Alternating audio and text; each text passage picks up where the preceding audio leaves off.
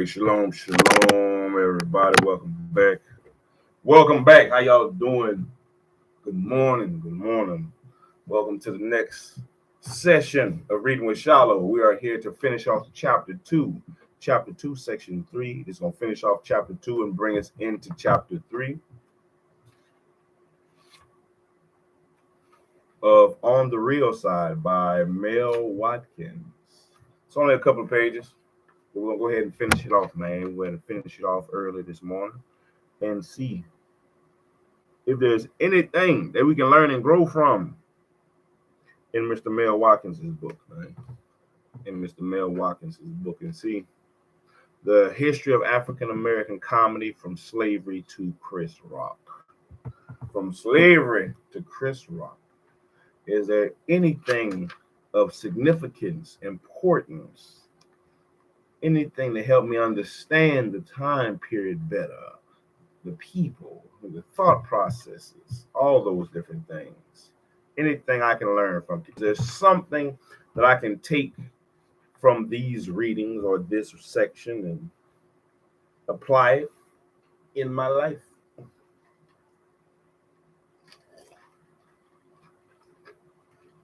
Is anything.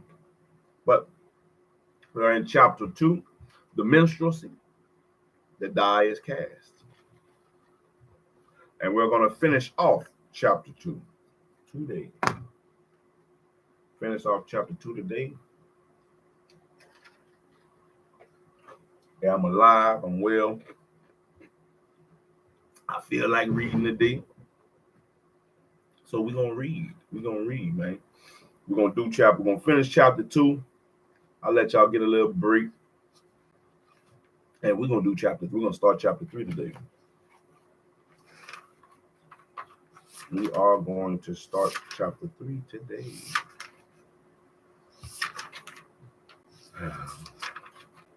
So, I think no, it's not that. Section 1 is not that long in chapter 3, like 4 pages. 4 pages. Whew.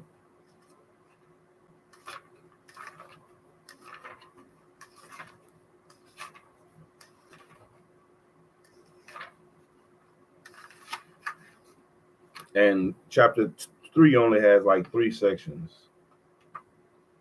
Let me make sure. I think it's 2. It might have 2 sections. Yeah, 3. No, it has 3 sections. So 3 sections, the same as chapter 2. But we'll make it happen. We will make it happen, Captain. 1 page at a time, 1 day at a time, man. Let's get going. Let's get going. See if we can find this flow and read.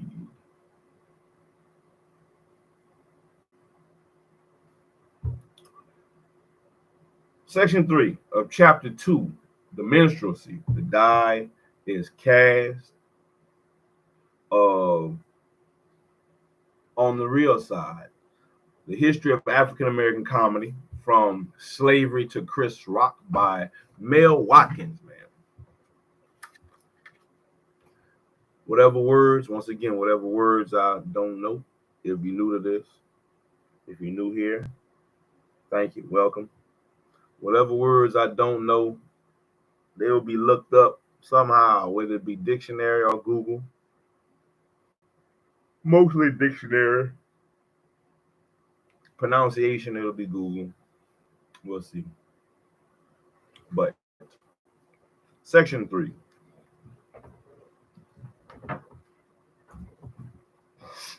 Just as it dramatically changed society, the Civil War also permanently altered minstrelsy. From 1861 through 1865, as dragged on and the death toll mounted to heights unimagined at the onset, minstrel shows naturally waned in popularity. Initially, minstrels continued romanticizing plantation life and lampooning Negro slaves and freedmen. They seemed confident that the speedy Northern victory would inevitably result in the return to the pre-war black-white predicament. It was literally show business as usual, with blackface fools and Sambo extolling the virtues of the old South and lambasting all those forces, Union or Confederate, that seemed intent on separation and or emancipation. Overwhelmingly nationalistic in sentiment, minstrels stressed reunification and avoiding taking sides throughout most of the war. But as the conflict continued and the Union first enlisted black soldiers and then reluctantly announced its intention of freeing the slaves, a shift occurred. Although they still performed primarily in blackface and vigorously showcased the stereotypical images, minstrel increasingly turned their attention to the problems of white Northerners. Sentimental skits bemoaning the fate of young white soldiers or widowed mothers were staged, and the comic pillaring of all these or those seen as obstacles to reunification was heightened. When black soldiers' entry into the fray seemed to have improved the Union position, some performers even began to demonstrate mild support for emancipation, and the theoretical opposition to the concept of slavery that had appeared in some early minstrel shows resurfaced. Still, the stage image of blacks remained substantially unchanged throughout the war. Blacks were portrayed as unquestioned inferiors. Since minstrelsy was primarily a comic form, what was given with one hand could easily be taken away with the other. The black soldier, for instance, although given some credit for his contribution to the Union war effort, was routinely ridiculed in much the same manner as the black freedom or dandy.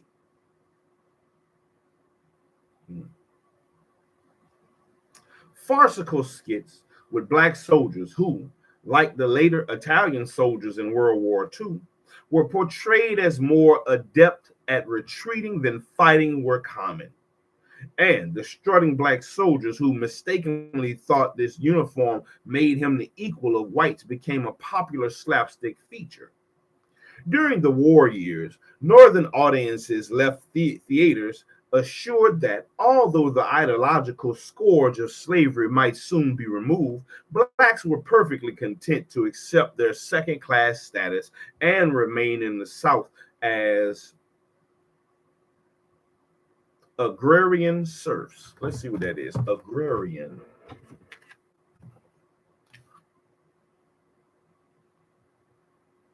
Agrarian.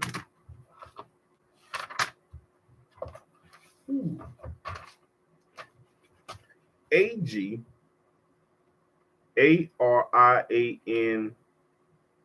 Agrarian. Agr. My bad. I'm sorry. Agrarian. AGR. AGRARIANS. Agrarian.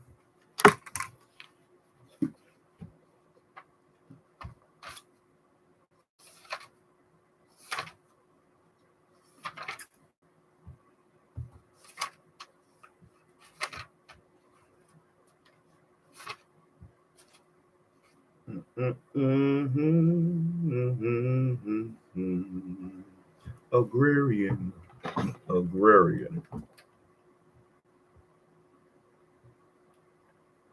Relating to the land or its management.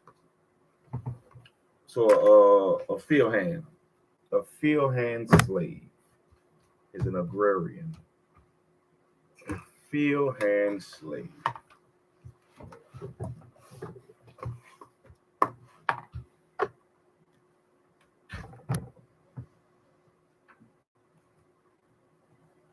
After the war and emancipation, During the Reconstruction period, when constitutional amendments were passed to assure civil rights and voting rights for former slaves, the minstrel stage often became a platform for ridiculing the newly elected black members of the House and Senate.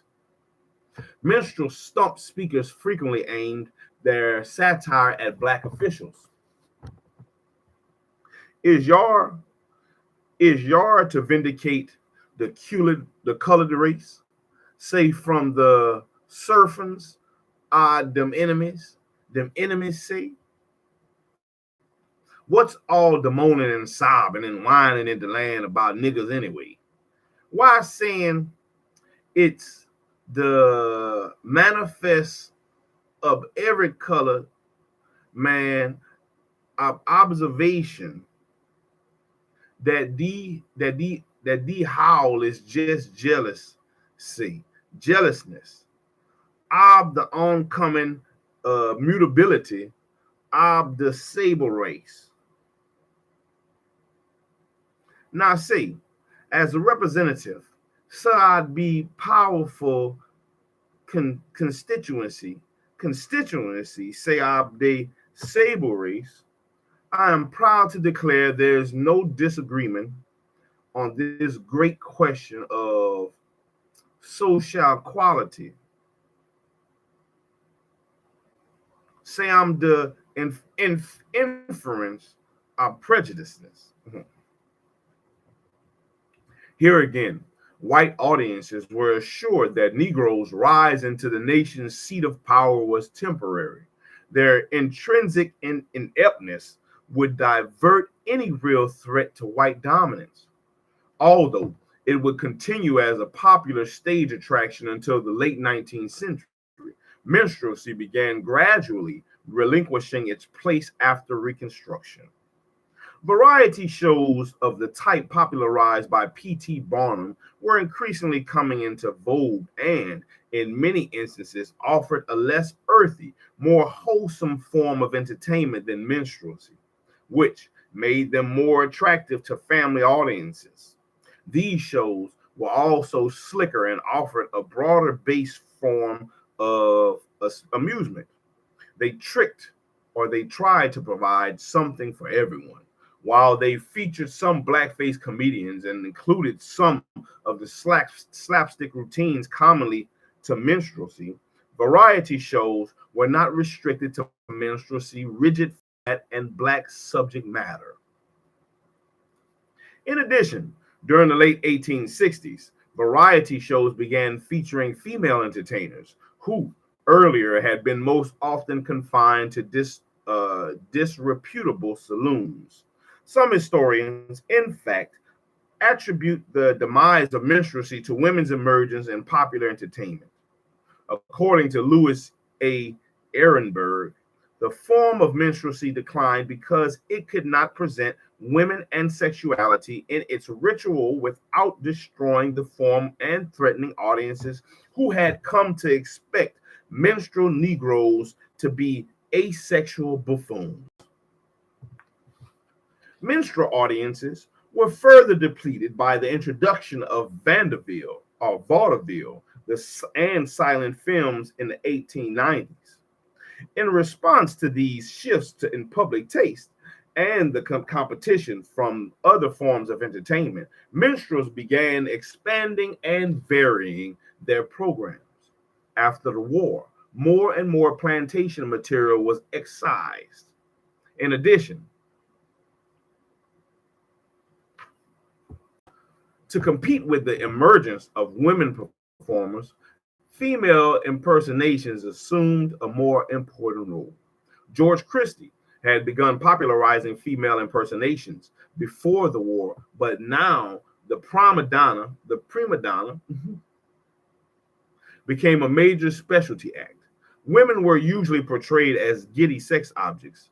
Their behavior burlesque in much the same way as the plantation blacks. Minstrel troupes also increased dramatically in size. More inmen were added. At times, as many as 19 performers were included in the traditional semicircle. They also adapted much of the promotional ballyhoo associated with Barnum and other entrepreneurial showmen. In fact, J.H. Haverly, called the greatest minstrel entrepreneur by some critics, had practically remade the face of American minstrelsy by the 1870s. Ooh, ooh, ooh. Watch my boat.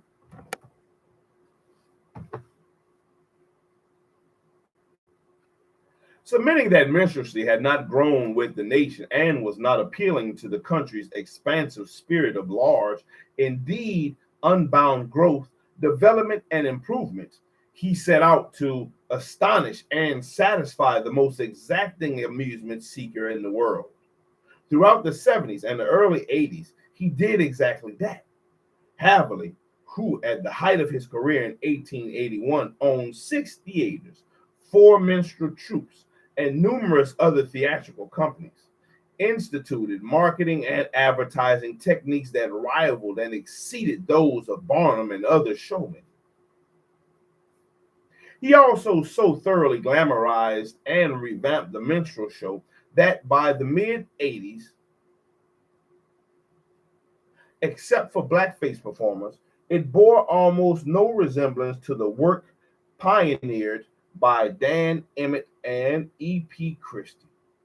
Other large companies adopted Haverly's marketing techniques and lavish productions, gradually forced the smaller, traditional acts out of the picture.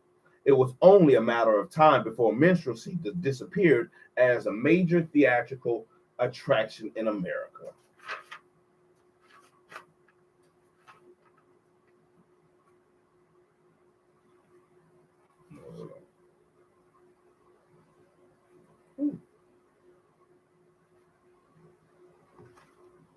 Man, where's it?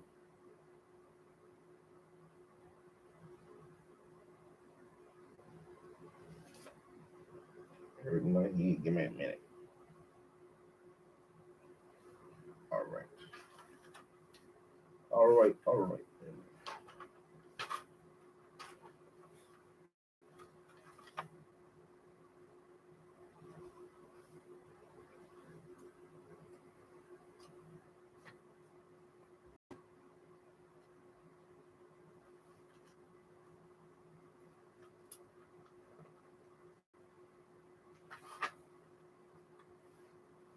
There we go. Other large companies adopting Haverly's marketing techniques and lavish productions gradually forced the smaller, traditional acts out of the picture. It was only a matter of time before minstrelsy disappeared as the major theatrical attraction in America. In his Tambo and Bones, A History of the American Minstrel Stage in 1930 by Carl Whitke, an unabashed minstrel enthusiast maintained that the minstrels themselves were responsible for the collapse of their once successful form of entertainment. From a simple and fairly truthful imitation of Negro folk music and Negro folk ways, minstrelsy had been developed into a mixture of comic opera, burlesque, variety acts, and buffoonery that was indistinguishable from other forms of entertainment. Various authorities indicate different dates for the minstrel's final demise. Toll, for instance, suggests that although some individual performers kept white minstrelsy alive and distinct until the 20th century, the traditional show expired in the late 1880s. Others argue that it survived well into the 20th century. In 1919, Al G. Field, one of the last of the major white minstrel owners and managers, contended that there were only 3 first-class minstrel troupes playing in the United States, although inferior companies with fewer performers still appeared in some areas.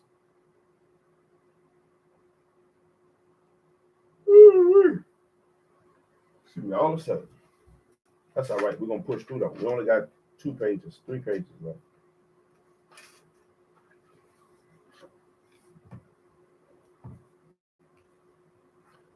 The days of the American minstrel show, except as a vehicle for amateurs, seemed over. Whitkey wrote in 1930, the end, which might have been forecast at least as early as the 1880s, did not actually come until the second decade of the 20th century, admitting that burnt cork performers were still popular on the vaudeville stage, over the radio, and in musical comedies. Whitkey asserted that with the closing of the G. Fields Minstrel in Cincinnati in the spring of 1928, it could be said that the final curtain was rung down on what at one time was America's most successful form of entertainment. But according to Joseph Bunskin, every city, town, and rural community had amateur minstrel groups at the turn of the century, citing the distribution of minstrel songs and scripts by the federal government as late as World War II. The release of movies such as Dixie in 1943 and Jocelyn Sings Again in 1949, and even isolated performances by local amateur groups in small towns as late as 1970, Boskin contends that minstrelsy persisted until at least mid-century, when the minstrel show and blackface theatrics virtually disappeared on the urban stage and in the electronic media. We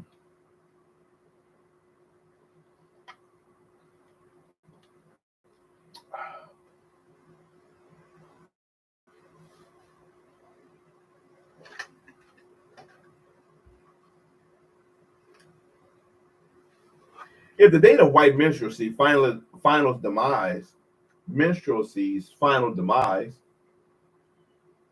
is arguable, its legacy and impact are more certain. Like Carl Whitkey, a few prominent observers viewed the phenomenon positively. Mark Twain, for instance, claimed, if I could have a nigger show back again in its pristine purity and perfection, I should have but little further use for opera. And Constance Rourke contended that the Negro minstrel, joining with the Yankee and backwoodsman to create a comic trio embodying the nation's deep-lying mood of disseverance, for her, comic triumph appeared in them all. Others, such as Bernd Ostendorf, offered benign explanations for the popularity of the minstrelsy. Minstrelsy was the staging of alien culture as lower culture. Its comic appeal was based on the fundamental human tendency to deprecate others in order to transcend one's own deficiencies. Similarly, the historian Nathan Huggins cited white America's desire to escape the restraints of the prevailing Protestant ethic to which most aspired, whether literally as a performer or figuratively as an observer. The white man who put on the black mask modeled himself after a black man of lust and passion and natural freedom. He thereby not only indulged the desire to escape the binds of civilized behavior, but also affirmed his superiority. Huggins' assessment, brings us back to the venerable old bugaboo, that damnable cackling laughter that has so intrigued and concerted whites since European missionaries and mercenaries first engaged in the African continent. The assumed natural freedom of blacks is nowhere reflected or expressed more obviously than in their uninhibited laughter, symbolized so directly by the grotesque, gaping, perpetually smiling mouth that was always part of the blackface mask. The imbecilic, let's see what that is, because I don't know what that word is. Imbecilic. The imbecilic stage black man created by white minstrels, functioned in part to cast black laughter. Imbecilic. Imbecilic.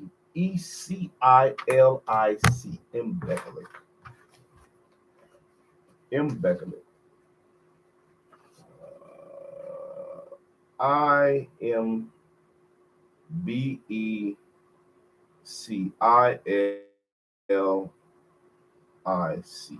Imbecilic. Imbecilic.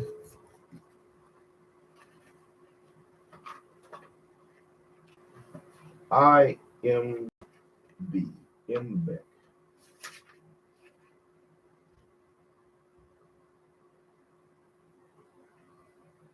Oh, my bad.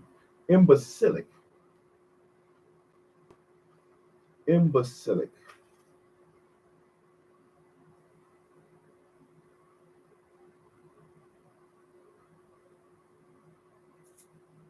It's not in here. But imbecile was. Let's see if it's in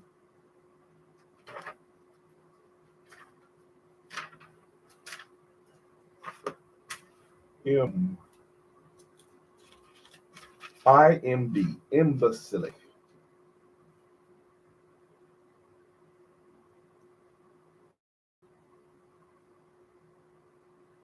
Imbecilic. I could have read imbecile. A mentally deficient person, a feeble-minded person having a mental age of 3 to 7 years and requiring supervision in the performance of routine daily tasks of self-care. Imbecilic. Imbecile. Man. The imbecilic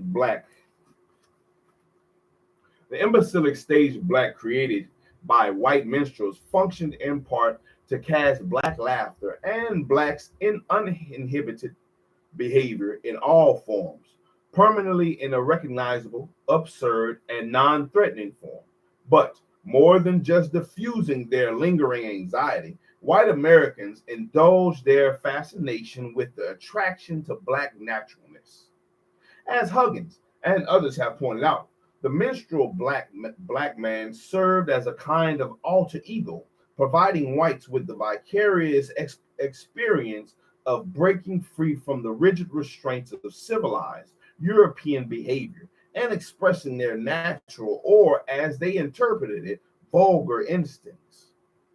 Moreover, they did so while allowing white audiences the luxury of remaining aloof from the ludicrous sable figures that pranced before them. To a great extent, those defined stereotypes became the barometer of whites' assessment of black Americans in the general, and any of the other behaviors of by black characterized them as different or possibly as exceptions, labels that in themselves could be dangerous for those so defined if transplanted as uppity. Uppity. I haven't heard that word in a while. Uppity. Knowing one's role or place was essential to surviving, and Southern towns often made this abundantly clear.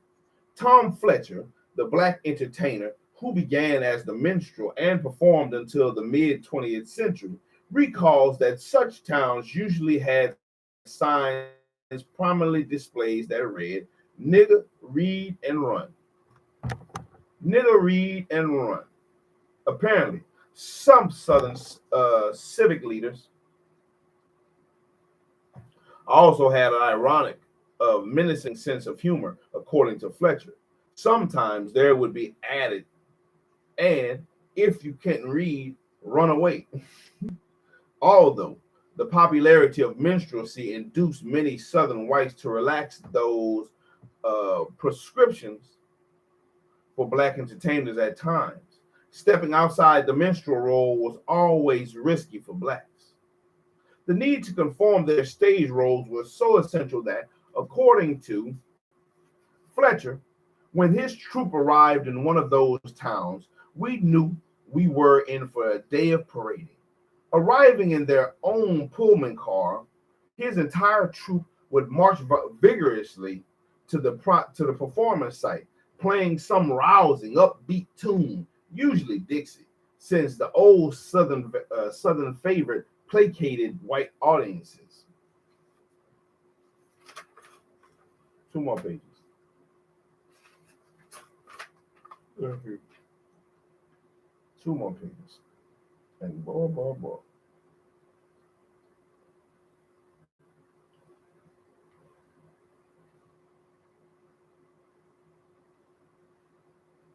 I guess it's early morning reading ain't what it is.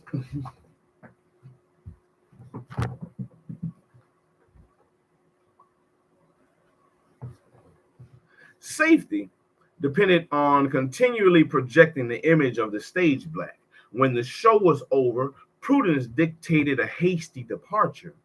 After the show that night, all the colored people connected with the show would get together and parade down to the car. If there were no trains leaving that night, we would hire an engine and get right out of town without delay. I bet. W.C. Handy, known primarily for his role as a pioneer in informally writing and publishing blues music, was a musician with the Mahara Minstrel years before he wrote Memphis Blues in 1912. Like Fletcher, he discovered that the hazards of transgressing one's socially assigned role were so great at the turn of the century that he avoided walking alone or wearing his regular middle class clothing.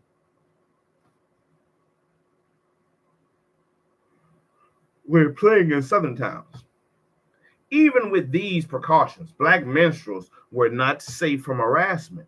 For some of the inhabitants of Orange, Texas, ooh, that's right down the border, the concept of wild He-Man fun was to riddle our car with bullets as it sped through their town. Damn, Orange, Texas.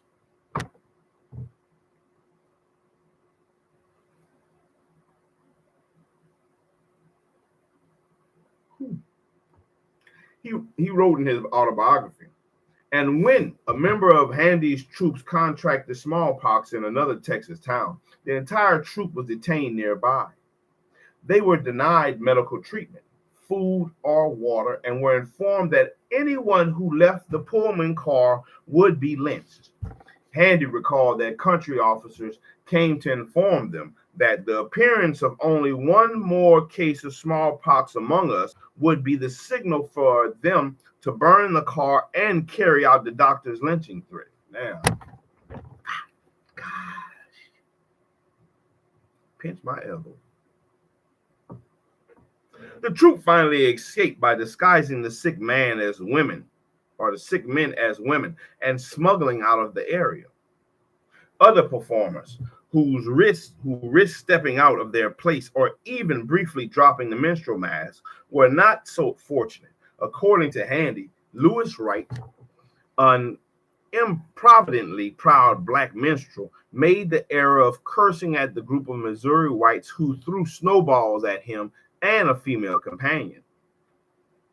The incensed crowd threatened to lynch him on the spot, and he escaped only by firing his gun at them. Later, a mob surrounded the minstrel's pull car and demanded that Wright be turned over to them.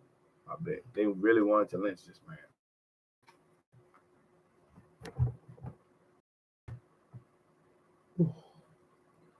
When the troop refused, the entire company was arrested. Although no one in the troop identified Wright, despite some backroom persuasion, a member of the crowd recognized him and he was taken into custody. He was released in the middle of the night after he had been lynched and his tongue cut out. His mutilated body was sent to his mother in Chicago. Man.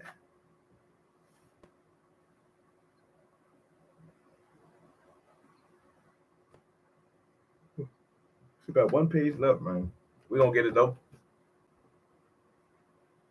The danger and confusion resulting from defying the minstrel stereotypes was, of course, never restricted to black entertainers. For instance, my father reluctantly related on an earlier incident in his life that perfectly mirrors the experiences of Fletcher and Handy.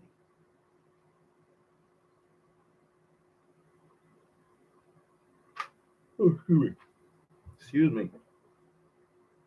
Born in Mississippi around the turn of the century, he struck out on his own as a teenager. On at least two occasions, groups of white men detained him and insisted that he dance he dance for them. In one instance, his hesitation prompted them to draw their pistols and fire at his feet.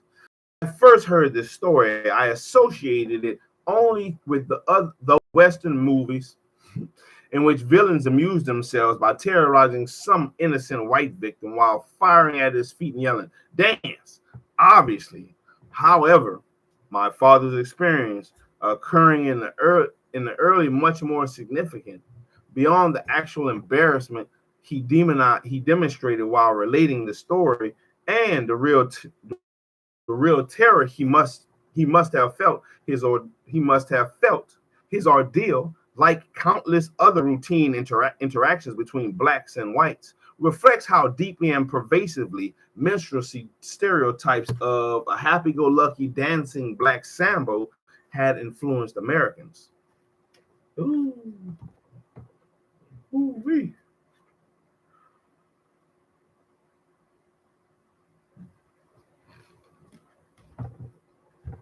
So even as minstrelsy waned in popularity during the late 19th century, its impact continued to be felt. Blackface comics gradually disappeared from the American stage, but the stage black remained inevitably etched into the American mind until well into the 20th century.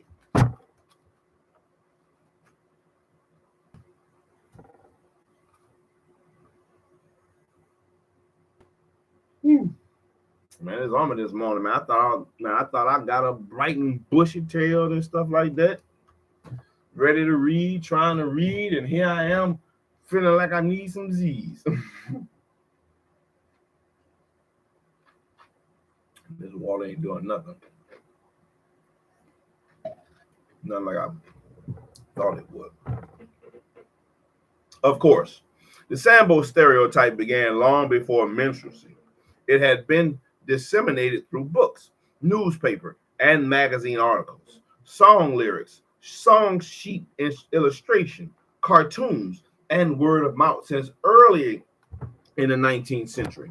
But the popularity heightened its acceptance and riveted it into the national consciousness.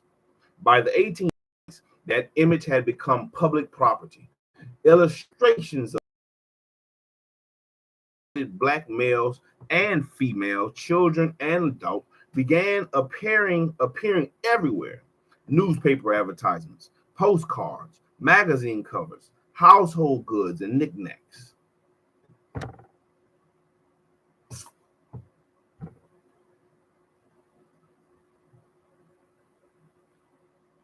Ooh. Ooh. Knickknacks. And food packages now displayed the stereotype for its comic effect as well as its effectiveness in hyping sales. The appearance of the sambo or mammy image, its female counterpart, usually assured the popularity of any item. Similarly, items resurfaced and became immensely popular in the mid 1980s when Japanese manufacturers began producing them in mass quantities. Protests by American blacks ultimately prompted these manufacturers to halt production. Americans who detest flesh and blood, blacks oh Lord, relish the minstrelsy inspired caricatures that flooded the country. Minstrelsy had made Sambo as American as apple pie. Few Americans, black or white, escaped this degrading influence. Yes, sir. What did you say? Almost done reading. Yeah, yes, sir. I am almost done reading. I only have the rest of this page left to go. Are you done? Yes, sir. And I'll be done for right now. I'll come back later on and read another section. In my plate too. We'll see. We'll see. Give me. Boom. Thank you.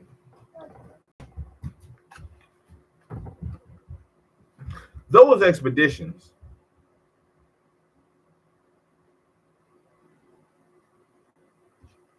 minstrelsy had established a fraudulent image of Negro behavior in both the serious and the comic vein, in which all African Americans were forced to respond, and early Black entertainers, perhaps even more than Blacks in less visible occupations, bore the burden of working within the strict confines of that distorted standard. Indeed, they were accepted not only to corroborate white minstrels' illusionary specter, but because they were authentic examples of the type, but heightened it.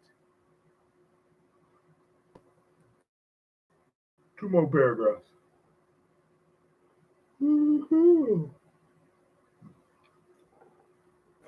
Those expectations assured that the initial efforts of the pioneer Black performers who ventured into the world of commercial entertainment would bear little resemblance to the authentic behavior of Blacks.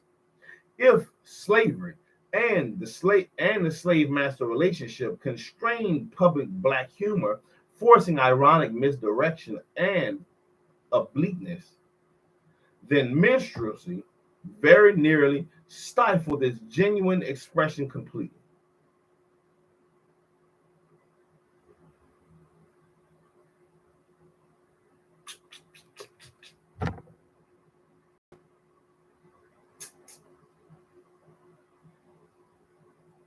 Early professional Black entertainers, most of whom debuted as minstrels after white performers deserted the form for more lucrative vaudeville careers, worked within a virtual straitjacket of distortion. Minstrelsy's blackface humor bore about as much relationship to the authentic private humor of African Americans as Pat Boone's late 1950s coverage recordings of Ain't That a Shame and Tutti Frutti bore to the original performance by Fats Domino and Little Richard. But Black entertainers were stuck with it, or more precisely, chained to it. In a sense, the story of the emergence of authentic private Black humor in the public arena, in the person of which comedians as Red Fox, Moms Mabley, Dick Gregory, Flip Wilson, Richard Pryor, Eddie Murphy, Whoopi Goldberg, Robert Townsend, and Martin Lawrence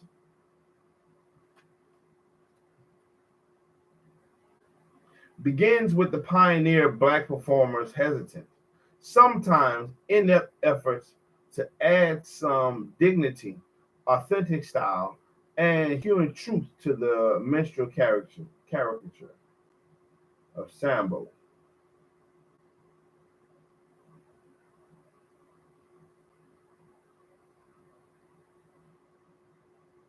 Oh man, that thing just caught me on the last sentence.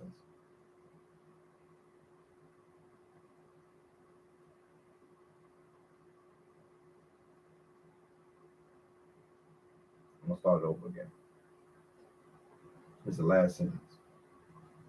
In a sense, the story of the emergence of authentic private Black humor in the public arena, in the person of such comedians as Red Fox, Moms Mabley, Dick Gregory, Flip Wilson, Richard Pryor, Eddie Murphy, Whoopi Goldberg, Robert Townsend, and Martin Lawrence, begins with the pioneer Black performers hesitant, sometimes inept efforts to add some dignity, authentic style, and human truth to the minstrel caricature of Sambo, a caricature that for many whites defined Black Americans on and off stage for more than 100 years.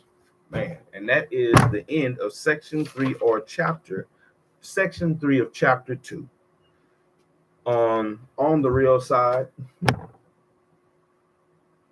by Mel Watkins. And man, I apologize at the end, man. Towards the end, oh, it got me. It got me for a second on the last sentence.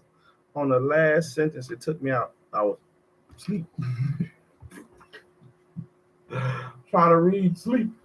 I don't know if that happens to y'all, man. For real, it pisses me off. It really pisses me off. You know, I gotta figure out a way to stop it. But you know, to be reading and wanting to read. I woke up wanting to read this morning. And I think it's the want to read. It's like a defense mechanism. Oh, you want to read? Well, guess what? Sleep.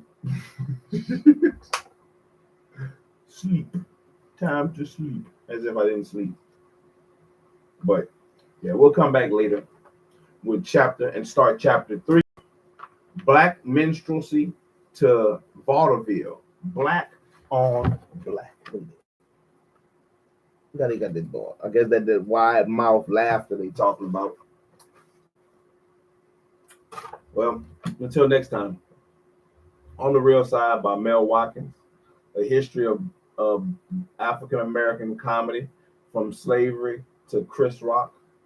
So far, so good. We're chomping right away at it. You know, we got a good section done. Yes, I'm. Oh, I don't know. No, that's what you're waiting for. I don't know. Can you get it out of my face? I don't know. Don't come put the game all in my face. Daddy, what about this? Daddy, what about this? What about this? What about this? All right. But I love you too, my son. But till next time. Next time. I hope that there was something that you could find, learn, and grow from in this. And we'll come back, Lord willing, later on the day, start chapter 3 of On the Real Side. Yeah. Shalom, everybody. Hope y'all have a wonderful day. SHILO out. SHILO out and the boomer flew out. Get out of here, Zaboomer food. Watch back, Zaboomer food. Move, Zaboomer fools. Zaboomer food. No, Zaboomer food. Now, I'm going to red button. Red button.